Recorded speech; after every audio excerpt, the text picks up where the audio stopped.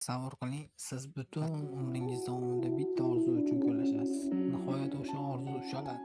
Ammo eng baxtli kuningiz hayotingizdagi so'nggi kun bo'lishi mumkin.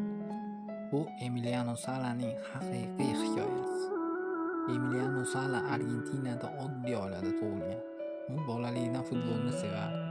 Katta stadionlarda va millionlab muxlislar oldida o'ynashni orzu qilardi. Lekin uning yo'li oson bo'lmadi. Ko'p futbolchilar yoshligidayoq mashhur bo'lib ketadi. Sala esa yillar davomida kichik jamoalarda o'ynadi. Unga hech kim katta yulduz sifatida qaramasdi.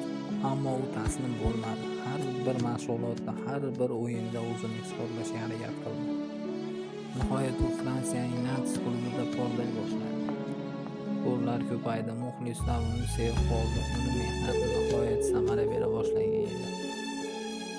2019-yilda yanvar oyida hayotini butunlay o'zgartiradigan xabar keldi. Angliyaning Cardiff City klubi uni rekord transfer evaziga sotib oldi.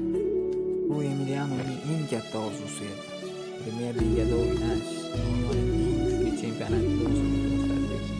Bu Cardiff bilan shartnomani imzoladi. Hammasi ajoyib ketayotgandek edi.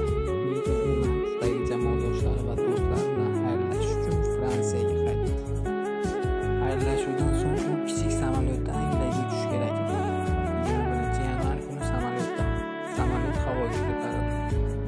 Bir necha daqiqadan so'ng dispetcherlar bilan aloqa uzildi. Samolyot ulanmanish po'xozlar ustida g'oyib bo'ldi. Dastlab hamma buni oddiy deyaning muammo deb o'yladi. Lekin vaqt o'tdi, aloqa tiklanmadi. Qidiruv ishlari boshlandi. Butun futbol olami xavotirda edi.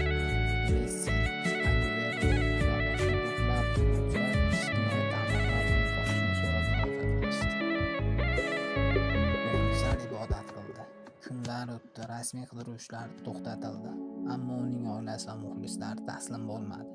Ular mustaqil qidiruv tashkil qildi.